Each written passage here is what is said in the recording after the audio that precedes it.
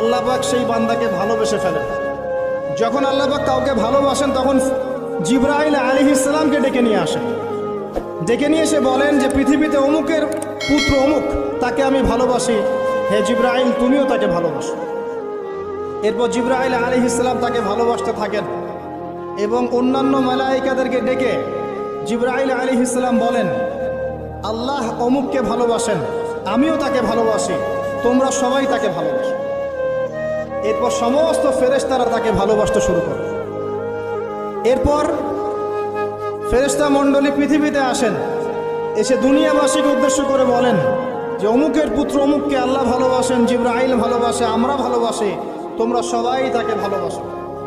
এরপর দুনিয়ার মানুষদের কাছে তার মর্যাদা বাড়িয়ে দেওয়া হয়, তার দিকে মানুষের মনকে ঘুরিয়ে দেওয়া হয় এবং তার প্রতি মানুষের ভালোবাসা সৃষ্টি করে দেওয়া হয়।